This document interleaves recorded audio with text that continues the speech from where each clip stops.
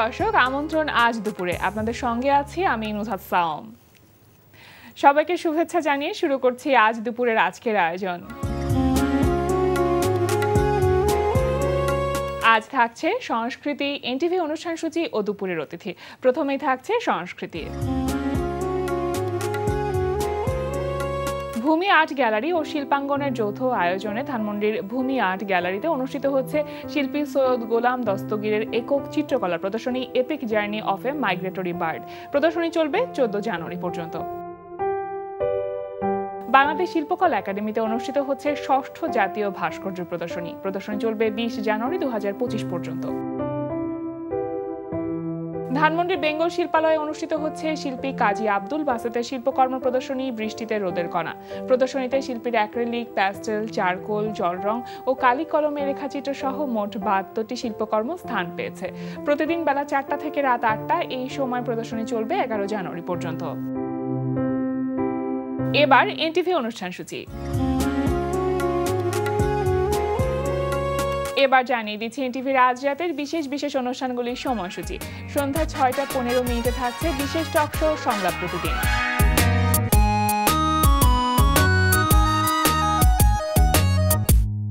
সন্ধ্যা 6টা 45 মিনিটে থাকছে কাজী মোহাম্মদ মোস্তফার প্রযোজনায় অনুষ্ঠান বিজ্ঞানে আনন্দ।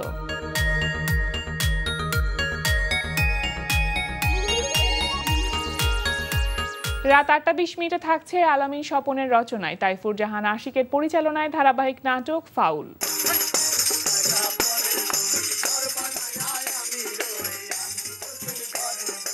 দেওয়ানা বানাইছে কি জাদু কোন বদরুল কমবে যাও বদরুল নাসর মারতে যাবি। বাই দ্য ওয়ে, আপনার সাথে যে এই যে বারবার এগেন এন্ড এগেন দেখা হইতেছে, আপনার পরিচয় কি? আপনি কি? আপনি কোন সেক্টরে কাজ করেন বলুন তো? ফর ইউর কাইন্ড ইনফরমেশন, এই যে যাত্রাপালাটা দেখতেছেন না আপনি, এটা আমি ওস্তাদ জালাল খান। রাত 9টা 30 মিনিটে থাকছে জাহাঙ্গীর চৌধুরী ও কাজী মোহাম্মদ মোস্তফার পরিচালনায় মার্সেল প্রেজেন্স হাসো সিজন 7। ওকে, আচ্ছা, নতুন বছর আমাদের স্টেজ কেমন রঙিন লাগছে না? এটাই আমাদের স্পেশাল সেট। এটা বাংলাদেশের সমস্ত সেটের চেয়ে 31st-এর এটাই স্পেশাল সেট, কারণ অন্যান্য সেট হয়েছে বেলুন টেলুন অমুক অমুক অনেক কিছু দিয়েছে, আমাদের এগুলো দেওয়া হয়নি। এটাই আমাদের স্পেশালিটি।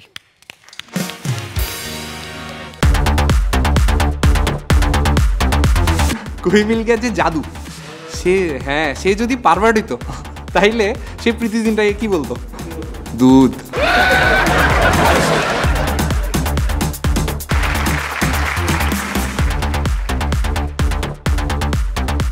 রাত 11টা 30 মিনিটের সরাসরি সম্প্রচার হবে সঙ্গীতানুষ্ঠান মিউজিক নাইট। এই ছিল এনটিভির আজ রাতের বিশেষ বিশেষ অনুষ্ঠানগুলির সময়সূচি।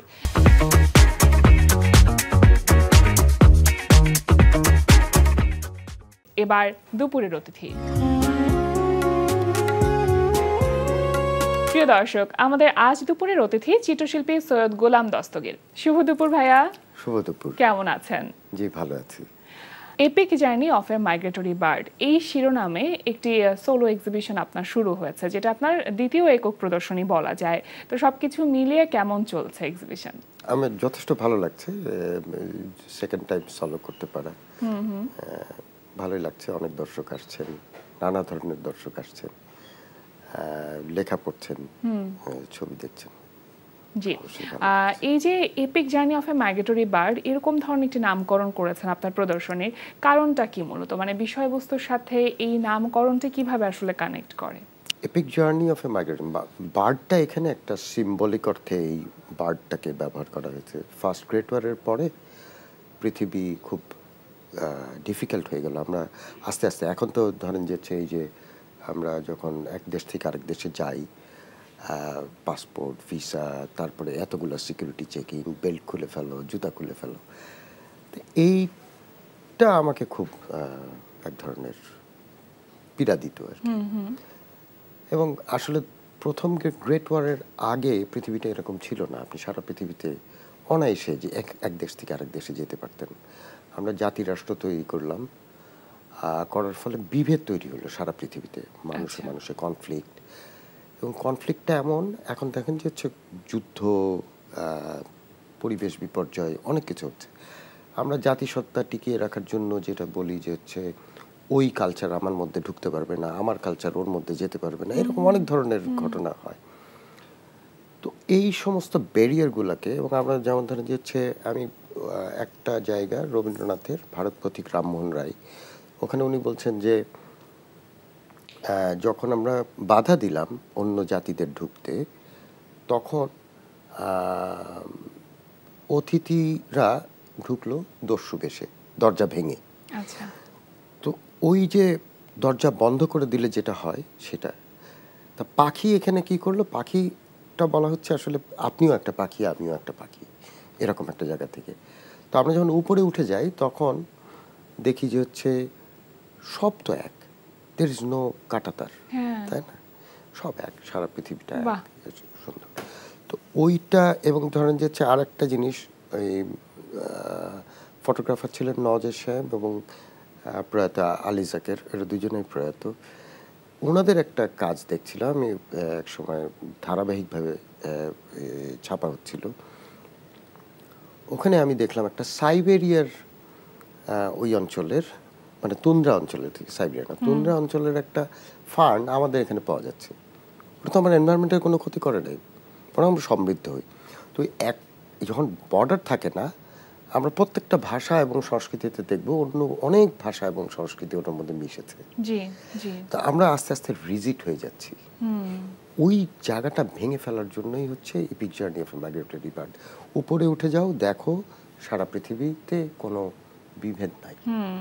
সেটাই আসলে না, দূর থেকে বা উপর থেকে আমরা যত দেখব তত সবকিছু আমাদের কাছে মনে হবে যে সবকিছু এক। এই যে সমষ্টিগত চিন্তা করবার যে একটা ক্ষমতা, সেটা মনে হয় আমরা অন্যরকমভাবে অনুভব করতে পারি। 28 ডিসেম্বর থেকে আপনার এই প্রদর্শনী শুরু হয়েছে এবং 14 জানুয়ারিতে গিয়ে এই প্রদর্শনী শেষ হবে। উদ্বোধনী আয়োজন তো নিশ্চয়ই 28 তারিখেই হয়েছে। কেমন ছিল সবকিছু মিলিয়ে?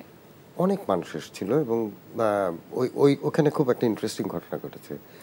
আমি বলছি যে আমি যখন বললাম যে ছবিতে হাত দিয়ে দেখা যাবে, কারণ আমার ছবি তো শুধু দেখার জন্য না, ওটা তো স্পর্শ করে অনুভব নেওয়ার ব্যাপার। এবং আমি চাই যে হচ্ছে একটা অন্ধ মানুষও যেন আমার ছবি দেখতে পারে, অনুভব করতে পারে। কারণ আমরা যেরকম বলি যে অন্ধরা দেখে না, আসলে সেটা না। হ্যাঁ, ওটা তো দেখে, কারণ আমার খুব ছোটবেলায় আমার ওইটা আবার ওই অনেক সময় হয় না, পুরানো ছোটবেলায় পড়া রাইমগুলোকে আবার আপনি মনে করতে থাকেন। আমাদের একটা রাইম ছিল, রাইমটার এরকম একটা লাইন ছিল যে there is someone who cannot see but you see, they can laugh, they can cry and they feel just like you and me. So তোমার এবং আমার যার একটা চোখ আছে, সে যেন ওকে দেখতে সাহায্য করি, মানে সেরকম একটা কথা ছিল। আমার কথা হলো যে আসলে তো দেখে, ও আমার থেকে অনেক বেশি দেখে। ওর দেখাটা হয়তো আমার মতন না। হ্যাঁ, ও যখন ব্রেইল দিয়ে পড়ে, যখন অক্ষরগুলো পড়ে, তখন আসলে ও দেখে। হ্যাঁ, যখন একটা দৃশ্যের বর্ণনা হয় তখন ও দেখে। তো আমি কিন্তু ওইখানের কারণে যখন পেন্টিং করি, ফ্ল্যাট পেন্টিংয়ের মধ্যে, ফ্ল্যাট সারফেসের মধ্যে, যেখানে খুব ওই উঁচু টেক্সচার ব্যবহার করা হয় নাই, সেখানেও আপনি দেখবেন যে দুইটার মধ্যে কোথাও স্মুথ আছে কালারটা, কোথাও আবার একটু রাফ ফিল করা যায়। টেক্সচারটা আলাদা হয়। হ্যাঁ, টেক্সচারটা আলাদা হয়, সো ইউ ক্যান ফিল যাতে আপনার সাথে। এবং তারপরে আপনি বয়স বাড়ার সাথে সাথে আপনি ভিজুয়ালি চ্যালেঞ্জড হয়ে যান অনেক সময়। সো আপনার সামনে একটা ছবি ছিল, অনেক বছর ধরে দেখছেন, ওই ছবিটা যেন আপনি ফিল করতে পারেন তখনও। চমৎকার ভাবনা। এই প্রদর্শনীটা হচ্ছে ভূমি আর্ট গ্যালারিতে, এবং ভূমি আর্ট গ্যালারি এবং শিল্পাঙ্গনের যৌথ উদ্যোগে আপনার epic journey of a migratory bird প্রদর্শনী চলছে। মানে যৌথ উদ্যোগে হচ্ছে, কিন্তু ভূমি আর্ট গ্যালারিতে হচ্ছে, এটার কারণটা কি? ওনারা দুজনেই করতে চাচ্ছিলেন আমার শোটা। ওটা দুই গ্যালারিতে একই সময়ে করাটা একটু ডিফিকাল্ট ছিল। পরে ওনারা করেছেন যে ঠিক আছে, মার্চ করে আমরা একসাথে করি। আচ্ছা, আপনার এই প্রদর্শনীতে যতগুলো ছবি আছে ছবিগুলোর সাথে এক একটি পোয়েট্রি আছে, সবগুলো ছবির সাথে না, কিছু কিছু ছবির সাথে পোয়েট্রি কয়েকটা আছে। বাদে, হ্যাঁ, তো 39 সেইগুলো টা। কেন, মানে কেন পোয়েট্রির সাথে ছবি বা ছবির সাথে পোয়েট্রি? ওটা ছবিও এক ধরনের পোয়েট্রি, ওটাও আর একটা পোয়েট্রি। সো কখনো কখনো হয়েছে যে আমি পোয়েট্রিটা লিখেছি তারপরে যে ছবিটা এঁকেছি, কখনো কখনো হয়েছে আমি ছবিটা এঁকেছি তারপরে যে ওটা করেছি। আমি চিন্তা করছিলাম যে ঠিক আছে, ওটাও একটা কাজ হয়ে থাকুক আর বা কি। ইন্সপিরেশন হতে পারে যে একটি ছবি আঁকার পেছনে একটি পোয়েট্রি হ্যাঁ, আরেকটা ইন্সপায়ার হলো, করছে। হ্যাঁ, অনেকে তো আসলে জিজ্ঞেস করে ছবির সামনে যে ভাই কি আঁকলেন, কি বুঝাতে চান। তো এখন আমার জন্য একটু সহজ হয়েছে, আপনি পাশে একটু পড়ে ফেলেন মানে না। কানেক্ট করতে পারছে এখন হ্যাঁ, দর্শক। সাধারণত কি আপনার এই ধরনের ছবি আঁকা হয়, বা এখানে তো যেরকম অ্যাক্রিলিকে আপনি মানে অ্যাক্রিলিক মাধ্যমটা ব্যবহার করেছেন, অ্যাক্রিলিক রেজিন, হ্যাঁ, এই ধরনের ছবি কি কাজ করা হয়? কারণ প্রত্যেকটা শিল্পীর এক একটি স্বকীয়তা থাকে, সেই স্টাইলিং তৈরির জন্য একই ধরনের হয়তো ছবি আঁকতে হয়। আপনার ক্ষেত্রে ব্যাপারটা কেমন? আমি স্টাইল শিফট করেছি অনেকবার। আমি একটা স্টোরি টেলার বেসিক্যালি, আমি শুধু ছবি আঁকি না, আমি গল্প বলি। বাহ। আসলে 91 সালে এখন যে এআই হচ্ছে, ওটা নিয়ে আমার একটা কাজ ছিল, যে তখন আমি একটু প্রেডিক্ট করছিলাম যে হচ্ছে what's going to happen next couple of years. তো আমার মনে হচ্ছিল যে হচ্ছে এই কম্পিউটার, তখন একটা ছোট্ট একটা কম্পিউটার ছিল 328, মানে মাত্র উইন্ডোজ আসছে এরকম একটা সময়, তো সেটা ডস দিয়ে ঢুকতে হয়। তো আমার মনে হলো যে হচ্ছে এটার ইন এ লং রান এটা কী হবে। তো ওইটা নিয়ে আমি কাজ করলাম তখন একটা, সেটার ল্যাঙ্গুয়েজ আর এক রকম ছিল, বিকজ সাবজেক্ট ইটসেলফ। সেটা কি প্রথম একক প্রদর্শনী ছিল যেটার কথা বলছেন? না, দ্যাটস নট মাই সলো। মানে individual এটা কাজ করা ইন্ডিভিজুয়াল হয়েছে। কিছু কাজ, তখন একটা কাজ মানে করলাম। নিজের আর্ট প্র্যাকটিসের জন্য? That was A series. আমি এক সময় এক একটা ল্যাঙ্গুয়েজ তৈরি করেছি। আচ্ছা। এই পর্যন্ত এটা আমার মনে হয় 8ম ল্যাঙ্গুয়েজ হবে। আচ্ছা, মানে So- অষ্টমবারের মতন একটা স্টাইলিং চেঞ্জ করেছেন। হ্যাঁ, চমৎকার। যখন অ্যাডভার্টাইজিং এ কাজ করতে যাই তখন একসময় মার্কেটিয়ারদের দেখতাম, তো দেখতে যে তখন ওদের তো নানা রকম ফেস থাকে, সো অনেক ইন্টারেস্টিং ঘটনা ঘটতে থাকে। ক্লায়েন্টের সামনে একজন, ক্লায়েন্ট বের হয়ে গেলে ক্লায়েন্টকে একটা গালি দিল, তো এরকম চলতে থাকে। সো তখন আমি একটা কাজ করলাম, ওই যে একটু মাস্ক ইউজ করে, মাস্কটাকে এক পাশে রেখে আবার ফেসটাকে দিয়ে কাজ করছিলাম। ওটা ছিল ডিফারেন্ট ডিফারেন্ট মুখোশে যে বিভিন্ন মানুষকে দেখা যায়, ব্যাপারটা পোর্ট্রেট এরকম। অফ মার্কেটিয়ার হ্যাঁ, ছিল ওটা। এই যে আপনি শিল্প চর্চা করছেন, এটা শুরুটা কিভাবে হয়েছিল? মানে আপনি তো আর্ট ব্যাকগ্রাউন্ডেড না, তাহলে কেন আসলে চিত্রকলা বা শিল্পকলা আমি মনে আপনাকে করি এত বেশি সবাই আকর্ষণ আর্টিস্ট করলো? আসলে। হ্যাঁ, আর তারপরেও আমার কিছু কিছু অনেক ছোটবেলা থেকে এস.এম. সুলতানের সংস্পর্শ পেয়েছিল জি, ওনার কাছে। সেটা কিভাবে? প্রথম দিকে আমাদের বাড়িতে আসা যাওয়া ছিল, তারপরে চারুপীঠ বলে একটা যে প্রতিষ্ঠানটা হলো, ওটার সাথে যুক্ত হলাম, ফলে ওইটা। আর আমার আসলে ছবি আঁকার জন্যই ছবি আঁকতে হবে এরকমও না, ছবি আঁকাটা খুব গুরুত্ব পেয়ে গেল যখন আমার ভাই আমাকে বললো, আমার বড় ভাই যে বললো যে আমার মাথার মধ্যে ঘুরতে আমি সিনেমা বানাবো। আচ্ছা, তো বড় ভাই বললো যে হচ্ছে সিনেমা বানাতে গেলে তো তোমার ওই ইয়ে করতে হবে, কিন্তু সিনেমা বানানো আমার হয় নাই। সিনেমা বানাতে গেলে তোমার তো ছবি আঁকা শিখতে হবে। তাই বললাম ছবি আঁকা শিখতে হবে। তখন ওই যে সত্যজিতের একটা বই আছে না, এই যে সিনেমা কিভাবে উনি ওই ওই শর্টগুলোতে উনি ড্রয়িং করতেন, যেটা আমরা অ্যাডভার্টাইজিং এ যে পরে শর্ট ডিভিশনগুলো ড্রয়িং করতে হয়, তো ওইটা দিল, বললো যে দেখ এই যে ছবি না আঁকলে তো তুই এটা করতে পারবি না। তখন আচ্ছা ঠিক আছে, মানে পড়তেও হবে, ছবিও আঁকতে হবে। তখন ঠিক আছে, পড়লাম এবং ছবি আঁকলাম। তখন আলটিমেটলি যে ছবিটা আমার প্যাশন হয়ে গেল, হ্যাঁ, যে ছবি আঁকতে হবে এবং নানাভাবে আঁকতে হবে।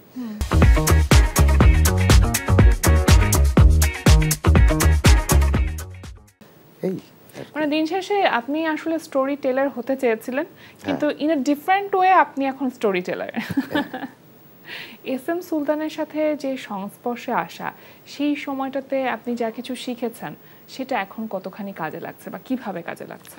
এস.এম. সুলতানের কাছে যেটা শিখেছি সেটা হলো পাঠ করা, টাইমকে পাঠ করা, মানে সময়কে পড়া, হ্যাঁ, মানুষকে পড়া, হ্যাঁ, মানে মানুষ মানে সোশ্যাল আসপেক্টগুলোকে পড়া, মানে অবজারভেশন স্কিলটা। Observation skill. এবং উনি আসলে বলতে যেচ্ছে ছবি আঁকা মানে আর্টিস্ট হওয়া না, উনি বলতে যেচ্ছে তোমরা বাচ্চাদের যে ছবি আঁকা শেখাও,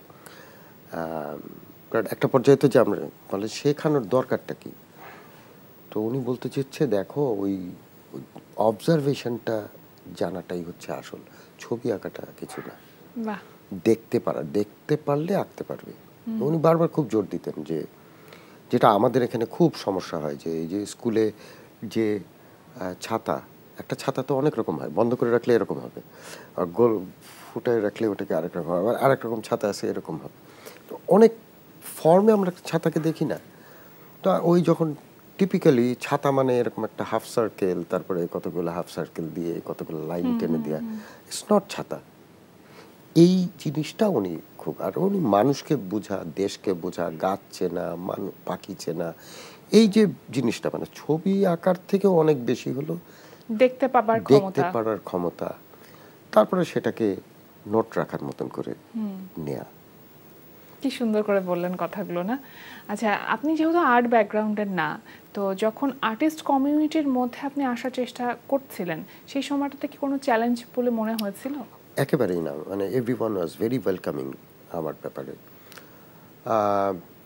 সেই কারণে ধরেন যে হচ্ছে এই যে ন্যাশনাল মিউজিয়ামে যখন আর্টিস্টরা নিজেদের ইয়েতে করলো, ওরা ওই যে কন্টেম্পোরারি ইয়াং আর্টিস্ট এক্সপোজিশন, যেটা শিল্পকলা একাডেমির থেকে বাইরে যেয়ে যখন করার চেষ্টা করলো, তখন আমাকে ওরা নিয়েছে। আর আমি তো শিল্পকলা বিষয়ে লিখছি নিয়মিত, মানে অনেক বছর থেকে। আমি মাটি বলে একটা পত্রিকা বেরোতো, ওখানে নিয়মিত লিখেছি। এখন প্রথম আলোতে মাঝে নিয়মিত লিখছি, ডেইলি স্টারে লিখেছি, বাইরের জার্নালগুলোতেও লিখেছি, দেশি বিদেশি জার্নালে লিখেছি। সো আমি তো আসলে আর্টের সাথেই আছি। সো ওইটার জন্য, মানে সেটা লেখালেখির মাধ্যমে হোক কিংবা সেটা চিত্রকলার মাধ্যমে হোক, এই যে ছবিগুলো আঁকাকি করা হয়, সেগুলো মানে কিনবার মতন মন মানসিকতা আমাদের দেশের মানুষদেরকে তৈরি হয়েছে। হ্যাঁ, হয়েছে। আমি ওইটা হয়েছে, এবং আমি আসলে বলি যে ছবি এঁকেই চলতাম আমি আসলে শুরুতে। পরে বাড়ির লোকজন বলে যে না, একটা চাকরি করা উচিত, মানে চাকরি না হলে তো কিছু করা যাবে। পরে চাকরি করতে গেলাম। তো শুরু হলো art director, asset art director, creative director. পরে যে একেবারে এমন একটা জায়গায় পড়লাম, স্ট্র্যাটেজি। সো ওটা একেবারে অন্য একটা জায়গা, বাট তারপরে এই সমস্ত কাজ করেছি। একটি পেইন্টিং এর জন্য আপনার আনুমানিক কতদিন সময় লাগে?